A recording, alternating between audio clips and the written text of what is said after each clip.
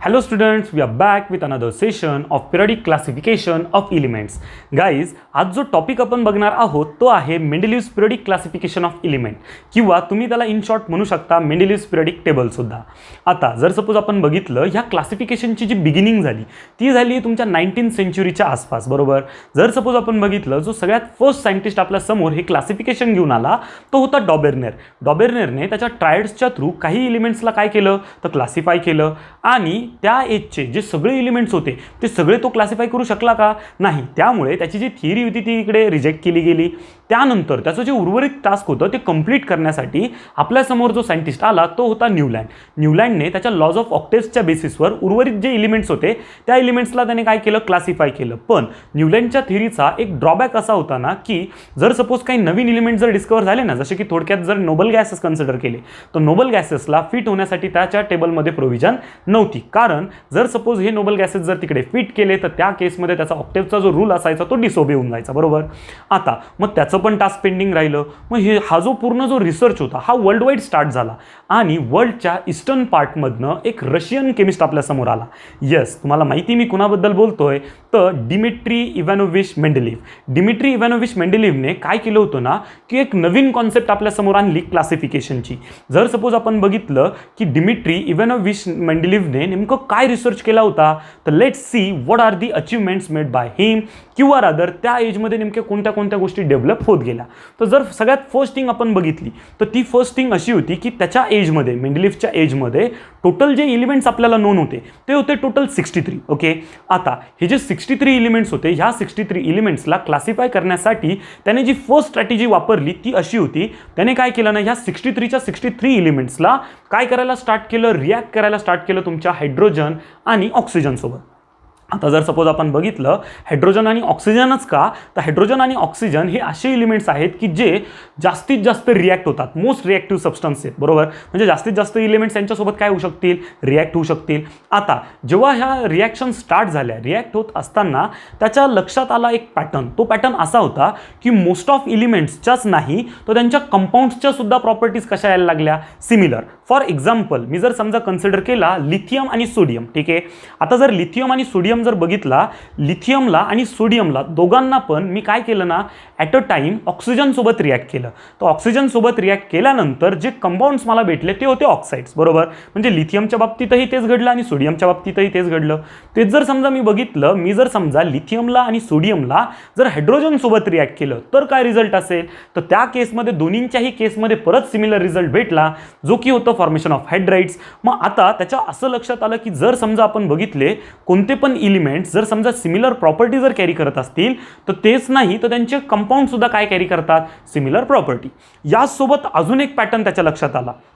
तो पॅटर्न असा होता की जर समजा आपण बघितलं मग तुमचे जर समजा हे सगळे एलिमेंट जर सिमिलर प्रॉपर्टी जर कॅरी करत असतील तर आपण यांना काय करू शकतो, प्रॉपरली ग्रुपिंग करू शकतो. तर तो जो ग्रुपिंगचा पॅटर्न होता त्याच्या बेसिसवर त्यांनी काय केलं ना जेवढे पण सिमिलर प्रॉपर्टीज असलेले एलिमेंट्स होते त्या सगळ्या एलिमेंट्सला त्याने काय करून टाकलं, प्रॉपरली ग्रुप केलं. आता ग्रुप केल्यानंतर त्याला एक अजून नवीन पॅटर्न लक्षात आला. तो पॅटर्न असा होता ना की त्याने बघितलं जसं की फॉर एक्झाम्पल लिथियम आहे. लिथियम नंतर सिमिलर प्रॉपर्टी असलेला एलिमेंट कोण रे तर सोडियम.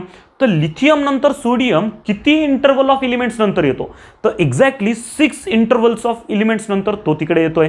मग त्या केसमध्ये त्याने बघितलं की ठीक आहे दोन सिमिलर एलिमेंट्सच्या मध्ये फर्स्ट एक्झाम्पल होतं की 6 एलिमेंट्सचा गॅप होता. त्याने बघितलं की ठीक आहे आता सोडियम नंतर कोण आहे तर पोटॅशियम. जर समजा सोडियम आणि पोटॅशियमचा जर गॅप स्टडी केला तर किती एलिमेंट्सचा गॅप आहे त्यांच्यामध्ये तर तो सुद्धा परफेक्टली किती भरला, 6.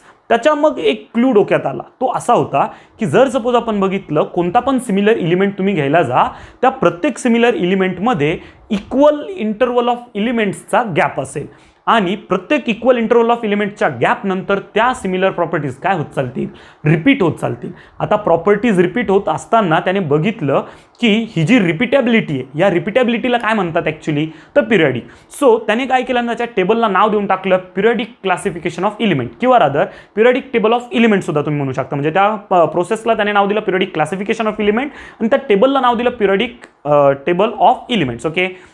आता जर सपोज आपण बघितलं त्याने जे त्याचा जो टेबल जो डिझाईन केला होता त्या टेबलमध्ये अजून एक गोष्ट त्याला आढळली की जे पण इलिमेंट्स होते, इलिमेंटची जी सिक्वेन्स होती ती परफेक्टली इन्क्रीजिंग ॲटॉमिक मासच्या अकॉर्डिंग होती. म्हणजे दोन गोष्टी, प्रॉपर्टीज रिपीट होतात इक्वल इंटरवल ऑफ इलिमेंट्सच्या नंतर, आणि त्यांची जी काही पर्टिक्युलर ऑर्डर जी आहे ती परफेक्टली इन्क्रीजिंग ऑर्डर आहे कशाच्या अकॉर्डिंग, त्यांच्या ॲटॉमिक मासेसच्या. आणि ह्याच दोन्ही पॉईंटच्या बेसिसवर त्यांनी स्टेट केला त्याचा लॉ. सो लेट्स सी की त्याचा लॉ काय होता.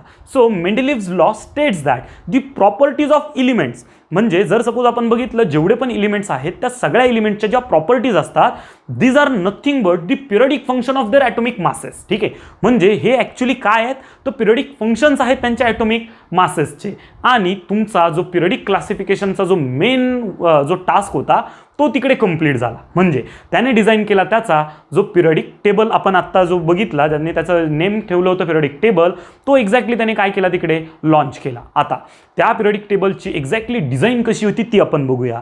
त्याने काय केलं ना, जेवढे पण व्हर्टिकल कॉलम्स होते त्या टेबलमधले त्या सगळ्या व्हर्टिकल कॉलम्सला नाव देऊन टाकलं ग्रुप्स. ओके, आणि जेवढे पण हॉरिझॉन्टल रोज होते त्या सगळ्या हॉरिझॉन्टल रोजला नाव देऊन टाकलं काय तर पिरियड्स. ओके, आता जर सपोज आपण बघितलं हे रोज आणि हे जे पिरियड्स होते यांच्यामध्ये अरेंज झालेल्या सगळ्या एलिमेंट्सला जर तुम्ही बघितलं तर ते परफेक्टली अरेंज्ड होते त्यांच्या इन्क्रीजिंग ॲटॉमिक मासच्या अकॉर्डिंग. बरोबर. आता जर समजा बघितलं याच्यासोबत अजून एक डिझाईन पॅरामीटर आपल्याला लक्षात येतो. तो पॅरामीटर असा की तुम्हाला टेबलमध्ये भरपूर सारे गॅप्स दिसत आहेत. बरोबर ना. मेंडेलिव्ह जर बघितला ना, मेंडेलिव्ह हा फ्युचरिस्टिक एस्टिमेशन फार छान करायचा. म्हणजे काय, जे एलिमेंट्स अजून डिस्कवर पण झाले नाही ते टेबलमध्ये कुठे लाय करू शकता त्यांच्यासाठी स्पेसिंग त्याने काय केली होती, अगोदरच प्रोव्हिजन प्रोव्हाइड केली होती. आता जर सपोज आपण बघितलं ती जी स्पेसिंग होती ते जे गॅप्स होते ते गॅप्स नेमके कशासाठी सोडले होते रे, तर त्याचं म्हणणं असं होतं की अजून भरपूर सारे एलिमेंट्स आहे जे डिस्कवर व्हायचे बाकी, जे ह्या गॅप्समध्ये काय होऊ शकता, फिट होऊ शकतात. त्याने त्यांच्या प्रॉपर्टीज सुद्धा प्रेडिक्ट केल्या होत्या आणि त्यांना काही नावं सुद्धा दिली होती टेम्पररी बेसिसवर. ती नावं अशी होती, फर्स्ट गॅप जर तुम्ही बघितलं तर फर्स्ट गॅपमध्ये जो एलिमेंट राहणार होता त्याच्या नेबरिंग एलिमेंटच्या प्रॉपर्टीच्या अकॉर्डिंग तर तो होता कोण, एका बोरॉन. ओके, सेकंड जर गॅप बघितला, सेकंड गॅपमध्ये जो एलिमेंट बसू शकतो जो फिक्स होणार होता त्याचं नाव त्याने दिलं होतं एका ॲल्युमिनियम. जो थर्ड गॅप तुम्हाला दिसतोय तुमच्या स्क्रीनवर त्यामध्ये फिट होण्यासारखा जो एलिमेंट राहणार होता त्याचं नाव त्याने दिलं होतं एका सिलिकॉन. आता तुम्ही म्हणाल सर हे जे एलिमेंट्स तुम्ही नावं जे सांगतायत आम्हाला ही नावं तर आजच्या तुमच्या पिरियडिक टेबलमध्ये नाही आहेत, मग ते गेले कुठं, तर आज आपण त्यांना ओळखतो त्यांच्या नवीन नावांनी, जे की आहे जर सपोज आपण बघितलं जो सगळ्यात फर्स्ट आहे एका बोरॉन, एका बोरॉनला आज आपण ओळखतो स्कँडियम नावाने. तेच जर समजा आपण बघितलं सेकंड जो आहे एका ॲल्युमिनियम त्याला आपण ओळखतो आज गॅलियम नावाने. तेच जर समजा आपण बघितलं आपला जो लास्ट आहे एका सिलिकॉन त्याला आपण ओळखतो जर्मॅनियम नावाने. अशा पद्धतीने त्याचं जे फ्युचरिस्टिक प्रिडिक्शन होतं त्याने ह्या थिअरीला खूप जास्त स्ट्रेंथन केलं. ठीक आहे, नेक्स्ट थिंग अजून जर एक पॅरामीटर जर बघितला डिझाईन पॅरामीटर, तुम्हाला आठवत असतील नोबल गॅसेस. बरोबर ना, ज्यांनी न्यूलँडच्या थिअरीची वाट लावली होती. बरोबर ना, न्यूलँडच्या थिअरीमध्ये जर सपोज आपण नोबल गॅसेसला ॲड केलं तर त्याची जी थिअरी असायची ती काय होऊन जायची तर तिकडे प्रॉपरली एक्झिक्यूट होत नव्हती. बरोबर ना. तर जर समजा तुम्ही बघितलं इकडे मेंडेलिव्हने एकदम प्रॉपर प्रोव्हिजन प्रोव्हाइड केली होती नोबल गॅसेससाठी. म्हणजे नोबल गॅसेस जर समजा अलाइन करायचे ठरले तुमच्या पिरियडिक टेबलमध्ये तर ते इझिली ग्रुपिंग करू शकत होतो without disturbing the whole table. म्हणजे पूर्ण टेबलला डिस्टर्ब न करता आपण त्यांना काय करू शकत होतो, प्रॉपरली ग्रुप करू शकत होतो. पण एक सरप्राइझिंग थिंग तुम्हाला मी सांगतो की त्या एजमध्ये तुमचे नोबल गॅसेस डिस्कवर झालेले नव्हते. तरीसुद्धा पुढे कोणते पर्टिक्युलर एलिमेंट डिस्कवर होतील आणि त्यांच्यासाठी काय प्रोव्हिजन प्रोव्हाइड करायला पाहिजे याचा विचार करणारा सगळ्यात फर्स्ट सायंटिस्ट ॲक्च्युली मेंडेलिव्ह होता. बरोबर. तर याच्या बेसिसवर तुमचे नोबल गॅसेसचा पण प्रश्न सुटला. अजून जर एक डिझाईन पॅरामीटर जर बघितला ना आपण, तुम्हाला ह्या टेबलमध्ये काही असे एलिमेंट्स दिसत असतील जे की हायर ॲटॉमिक मासचे, पण ते कुठे लोकेटेड आहे, आत लोकेटेड आहे. मग आता हे कसं पॉसिबल झालं रे, तर त्याचा क्लासिफिकेशनचा एक बेसिस होता की the elements with similar property are going to stay always together despite of their atomic masses. म्हणजे मी जर समजा बघितलं तुमचे जे पण एलिमेंट ज्यांच्या सिमिलर प्रॉपर्टीज आहेत ते सगळेच्या सगळे सोबतच राहणार, they will stay always together. Steel जर समजा आपण बघितलं त्यांचे जर समजा ॲटॉमिक मासेस जर आपण ऑब्झर्व केले ना ते जरी वेगळे असतील तरीसुद्धा त्यांना कुठे आपण करणारे ग्रुप किंवा अदर कुठे अरेंज करणार तर टुगेदरली. ओके, सो मग त्या बेसिसवर तुमचा हा जो पिरियडिक टेबल होता हा खूप जास्त स्ट्रेंथन झाला. So let's see what were the best point of Mendeleev's periodic table. म्हणजे जर समजा आपण बघितलं जे मेरिट्स होते मेंडेलिव्हच्या पिरियडिक टेबलचे ते काय काय होते, तर सगळ्यात फर्स्ट जो मेरिट होता तो असा होता, living gaps in the periodic table for yet to be discovered elements. म्हणजे जे पण एलिमेंट्स अजून डिस्कवर व्हायचे बाकी होते त्या सगळ्या एलिमेंट्ससाठी त्यांनी काय प्रोव्हाइड केले होते, तिकडे गॅप्स प्रोव्हाइड केले होते. अजून कशासाठी प्रोव्हिजन प्रोव्हाइड केली त्याने, नोबल गॅसेससाठी. म्हणजेच काय, provision to accommodate yet to be discovered noble gases was also the best feature of what Mendeleev's periodic table. तेच जर समजा अजून जर आपण बघितलं, त्याने जे असे एलिमेंट्स आहेत ज्यांच्या प्रॉपर्टीज सेम आहेत त्यांना टुगेदरली स्टे करण्यासाठी त्यांचे जे काही प्लेसेस होत्या त्या इन्श्युअर केल्या. म्हणजेच काय, he ensured that the elements with similar property are going to stay what together. म्हणजे त्यांची जी काही लोकेटिंग असणारे लोकेशन जे असणारे ते एकदम टुगेदरली असणारे. येते लक्षात. तर हे होते काही बेस्ट फीचर कशाचे, मेंडेलिव्हच्या पिरियडिक टेबलचे. आता जर सपोज आपण बघितलं बेस्ट फीचर्स जर आले तर त्यासोबत काय येतात रे, डिमेरिट्स सुद्धा येतात. So let's see what are the demerits of Mendeleev's periodic table. जर सपोज आपण बघितलं आपल्याकडे दोन एलिमेंट्स आहेत, एक म्हणजे कॅडमियम आणि सेकंड जर सपोज आपण बघितला टीन. कॅडमियम आणि टीन मध्ये जर समजा आपण जर गॅप जर चेक केला ना तो परफेक्टली 6 युनिट्सचा आहे. म्हणजे 112 टू 118 परफेक्टली मध्ये किती उरतात, तर 6 उरतात. आता आपण जर बघितलं हा गॅप फुलफिल करण्यासाठी त्यांच्यामध्ये येतो इंडियम. बरोबर, तुम्हाला तुमच्या स्क्रीनवरती दिसतंय. आता तेच जर समजा मी दुसऱ्या ठिकाणी जर बघितलं, आपला जो एलिमेंट आहे अँटीमनी आणि टेरेलियम जर सपोज आपण घेतला, या दोन्हींच्या मध्ये सुद्धा गॅप परफेक्टली 6 युनिट्सचा आहे. आता जर समजा या दोन्हींच्या मध्ये पण 6 युनिट्सचा जर गॅप असेल तर मध्ये एलिमेंट यायला पाहिजे परत. पण सरप्राइझिंग थिंग अशी ना की इकडे मध्ये एलिमेंटच येत नाही. म्हणजे काय, इकडे आपण प्रेडिक्ट करू शकत नाही की दोन सक्सेसिव्ह एलिमेंट्सच्या मध्ये किती एलिमेंट्स लाय करतील किंवा किती एलिमेंट्सचा गॅप असेल. येते लक्षात. So this was nothing but the first demerit, that is inability to predict the number of elements between two successive what elements. येते लक्षात. सेकंड ड्रॉबॅक जर आपण बघितला, सेकंड ड्रॉबॅक किंवा सेकंड डिमेरिट असा होता की जर समजा आपण बघितलं जे आयसोटोप्स असतात, ठीक आहे, आयसोटोप्स म्हणजे काय, त्यांचे ॲटॉमिक नंबर्स जे असतात ते सिमिलर असतात पण ॲटॉमिक मासेस जे असतात ते कशा असतात, डिफरंट. आता जर सपोज आपण बघितलं त्या एजमध्ये आयसोटोप्स काही डिस्कवर झालेले नव्हते, पण येट टू बी डिस्कवर्ड जे आयसोटोप्स आहेत त्या आयसोटोप्ससाठी इकडे प्रोव्हिजन प्रोव्हाइड केलेली होती का, नाही. म्हणजे ते आयसोटोप्स इकडे ह्या टेबलमध्ये फिट होत नव्हते. हा एक सेकंड ड्रॉबॅक होता. म्हणजे काय, inability to place yet to be discovered what your isotopes in the table. Okay, this was nothing but your second demerit. आता थर्ड डिमेरिट फार इंटरेस्टिंग आहे. थर्ड डिमेरिट असं की जर समजा तुम्ही हायड्रोजन जर बघितला ना, हायड्रोजनच्या काही प्रॉपर्टीज सिमिलर आपल्याला भासतात कुणाच्या, तुमच्या अल्कली मेटल्सच्या, ॲज वेल ॲज तुमचा हायड्रोजन हा ग्रुपअप केला जाऊ शकतो तुमच्या हॅलोजन सोबत सुद्धा. मग आता नेमकं याला कुठे लोकेट करायचं, जर सपोज आपण ग्रुपअप केलं कुणासोबत, तुमच्या पर्टिक्युलर अल्कली मेटलसोबत, तर मग हॅलोजन्सचं काय करायचं, आणि हॅलोजन सोबत केलं तर अल्कली मेटल्सचं काय करायचं, हे कन्फ्युजन त्याने सॉल्व्ह केलेलं नाही. म्हणजे the position of hydrogen was not decided eight. Okay, so हा एक त्याचा काय होता, थर्ड मेजर डिमेरिट. ओके, आता जर सपोज आपण थोडंसं जर रिव्ह्यू केलं की सगळे डिमेरिट्स काय काय होते, तर फर्स्ट काय लक्षात ठेवाल, inability to predict what the number of elements between two successive elements. येते लक्षात. हा काय होता त्याचा फर्स्ट ड्रॉबॅक. म्हणजे दोन सक्सेसिव्ह एलिमेंट्सच्या मध्ये किती एलिमेंट्स लाय करतील हे आपण सांगू शकत नव्हतो, आपण प्रेडिक्ट करू शकत नव्हतो. सेकंड थिंग, जे पण जर समजा आपण बघितलं इनॅबिलिटी टू प्लेस, आयसोटोप्स जे डिस्कवर होणार होते ते आयसोटोप्स प्लेस करण्यासाठी इकडे प्रोव्हिजन होती का, नाही. सो काय लक्षात ठेवाल, सेकंड ड्रॉबॅक तुमचा inability to place yet to be discovered isotopes in what your table. Okay, third major demerit काय लक्षात ठेवाल, position of hydrogen was not yet decided. म्हणजे जर समजा बघितलं हायड्रोजनला हॅलोजन्समध्ये ग्रुपअप करायचं की अल्कली मेटल्समध्ये ग्रुपअप करायचं हे डिसाइडेड होतं का, नाही. सो तुम्ही काय कराल, डिमेरिट्स नोट डाऊन करून घ्या. आता जर सपोज आपण बघितलं, मग हे सगळं असताना म्हणजे आपण जर बघितलं काही आपल्याला पॉझिटिव्ह पॉईंट्स भेटले, काही आपल्याला निगेटिव्ह पॉईंट्स भेटले, पण त्या एजचं सगळ्यात सक्सेसफुल क्लासिफिकेशन जर म्हटलं तर ते होतं periodic classification of element by Mendeleev. म्हणजे मेंडेलिव्हचा जो पिरियडिक टेबल होता हा सगळ्यात सक्सेसफुल क्लासिफिकेशन म्हणून कन्सिडर केला गेला त्या एजमध्ये. येते लक्षात. आता यापुढे अजून कुठले कुठले जे काही क्लासिफिकेशन्स आहेत हे क्लासिफिकेशन्स असतील ते आपण बघूया, पण तत्पूर्वी आपण काय करूया ना, आजच्या चॅप्टरचा पूर्ण एक रिकॅप घेऊन टाकू. ठीक आहे, तुम्हाला तुमच्या थिअरीमध्ये जे नोट्स पण काढायचे आहेत त्या नोट्स सुद्धा तुम्ही काय करणार ह्या रिकॅपमधनं काढून घ्याल. सगळ्यात सगळ्यात फर्स्ट थिंग या होल थिअरीमध्ये आपण काय शिकलो, a Russian chemist, what was his name, Dmitri मेंडेलिव्ह.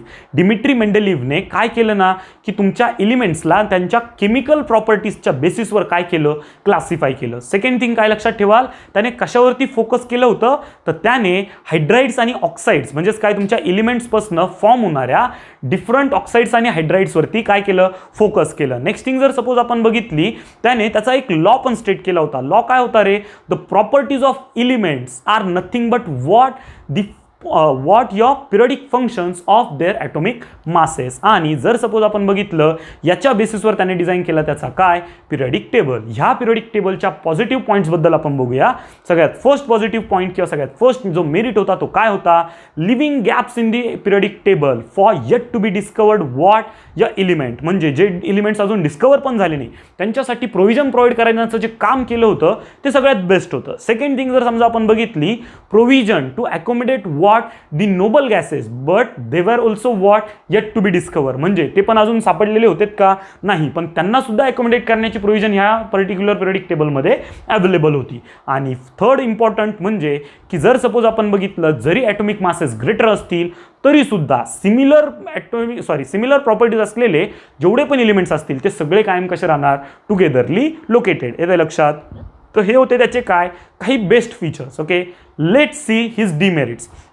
आता डिमेरिट्समध्ये सगळ्यात फर्स्ट डिमेरिट काय होता, तर जर सपोज आपण बघितलं त्याने जे काही सक्सेसिव्ह एलिमेंट्स जे होते, बरोबर ना, जे दोन सक्सेसिव्ह एलिमेंट्स असतात त्यांच्यामध्ये किती गॅप असेल किंवा किती एलिमेंट्स असू शकतात ते आपण प्रेडिक्ट करू शकतो का, नाही. कारण जर सपोज आपण बघितलं तुमच्या दोन सक्सेसिव्ह एलिमेंट्सच्या मधला जो काही एलिमेंटचं लोकेटिंग गॅप आहे तो फिक्स्ड नसायचा, बरोबर ना. सो तुमचा फर्स्ट डिमेरिट काय होता, inability to predict the number of elements between two successive elements. Okay, next thing जर सपोज आपण सेकंड डिमेरिट जर बघितला, जे आयसोटोप्स होते जे की येट टू बी डिस्कवर्ड होते, अजून सापडलेले नव्हते, त्यांच्यासाठी त्यांना फिक्स करण्यासाठी या टेबलमध्ये काहीही प्रोव्हिजन प्रोव्हाइड केलेली नव्हती. आणि लास्ट जर समजा आपण पॉईंट जर बघितला, लास्ट पॉईंट म्हणजे पोझिशन ऑफ युअर हायड्रोजन. हायड्रोजनची पोझिशन इकडे फिक्स केली होती का, की तो अल्कली मेटल्समध्ये ग्रुपअप होणार की हॅलोजनमध्ये, नाही.